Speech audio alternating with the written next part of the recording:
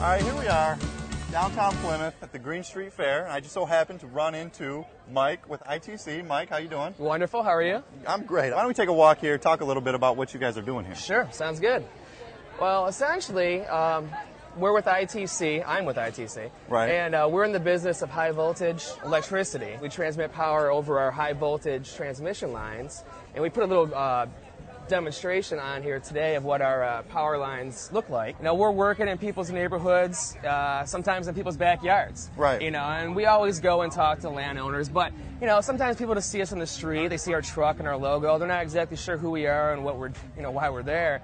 So that is why we do these, you know, public outreach events, just for general awareness.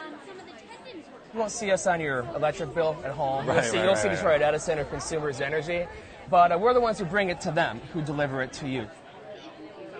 Underneath our transmission lines, we have to manage the land to keep it free of high-growing vegetation. Right. Trees that might grow into the lines, cause power outages, like the big blackout that occurred 7-8 years ago. So that's what happens when it blacks out. Sometimes maybe you'll get a tree branch that grows into the line or snaps off, falls on the line. Exactly. Even if it grows too close, within a couple feet, the electricity can jump off and actually go to ground through the tree. Oh, so it doesn't even have to touch the line. Not necessarily. Okay. I was under the impression, you know, there was trees falling all over them. So we have to maintain our corridor, but we want to do it in a responsible manner. Certain situations where permissible, we like to restore the corridor to a native grassland prairie habitat. So everything you're planting and everything you're putting in around the lines that you guys put in and on your property is native to Michigan. So we'll remove invasive plants and trees such as buckthorn, autumn olive that grow rapidly and really crowd out the native grasses that were there. And what will happen is it promotes an environment where the native grasses and wildflowers thrive and will, you know, reestablish.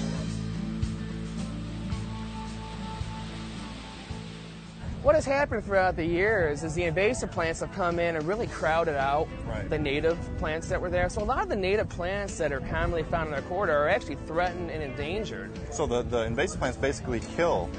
Yeah. They sometimes grow so aggressively, and they'll compete for resources, water, and nutrients so aggressively, it'll crowd out and take over the native ecosystem that was there.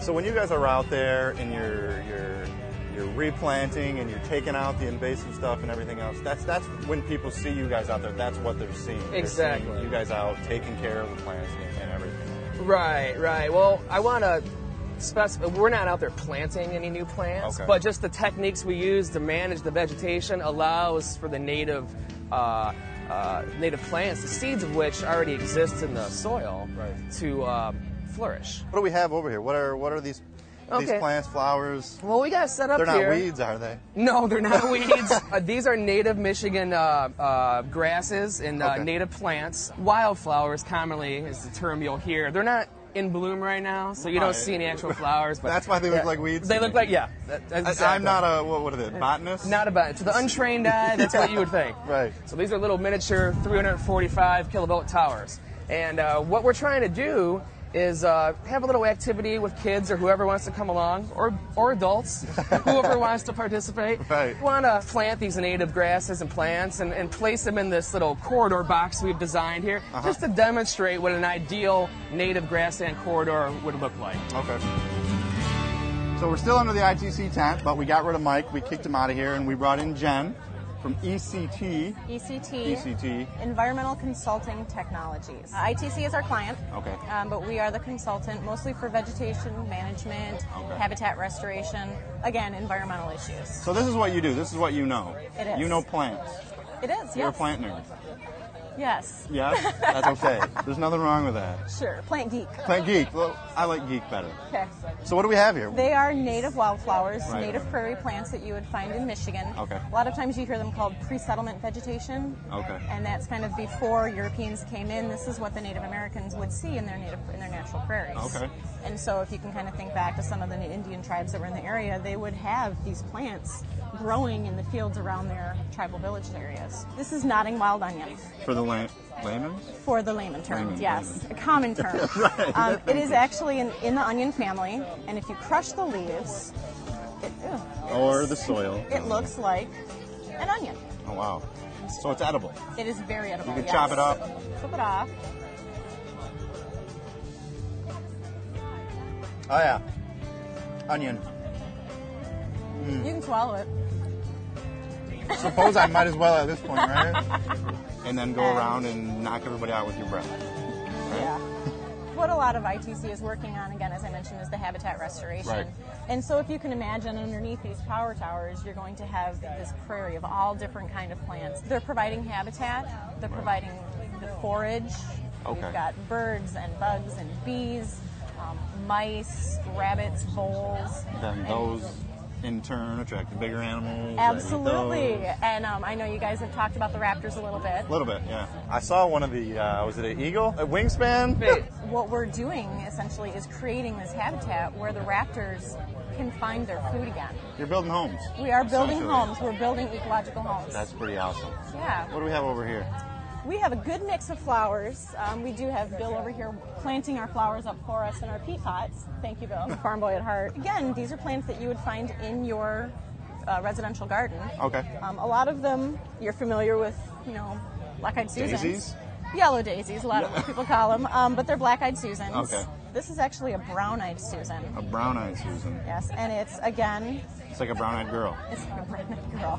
This is Ratsabita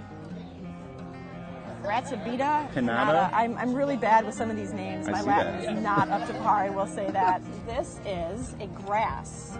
This is actually big blue stem. So you could plant that somewhere and it would just kind of... It'll start clumping. It grows pretty slowly by itself. But it will eventually. Start eventually getting taller and larger. That's pretty in cool. the fall, though, these leaves turn a kind of a burnt orange, amber color. It's funny because you look at these things and it looks like weeds.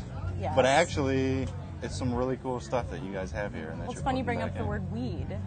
We actually have one over here. Did I just segue without even knowing? You did segue. Great Awesome. segue. We have a plant called butterfly weed, Asclepias tuberosa. Okay. It is a plant that grows really well in wet soils. Some people would call it a wetland plant, but it is a essential plant for butterflies. Hence the name butterfly weed. And it'll grow about 4 feet tall. Wow. And it should be one big stalk, but it'll have these beautiful orange flowers. Okay. In about July, August or so. So if you wanted to attract some butterflies to your backyard, absolutely. Throw a bunch of tuberosa. Butterfly weed. Butterfly weed. Throw butterfly weed out there. Yeah, brown-eyed Susan. It's a native upland Michigan plant. So it won't grow in wetland environments, but grow in prairie, upland, dry habitat. So. Sorry. Yeah. That's how professional I am. I don't turn my phone off. What about vibrate? Right. Ever heard of that? No, yeah, exactly. How big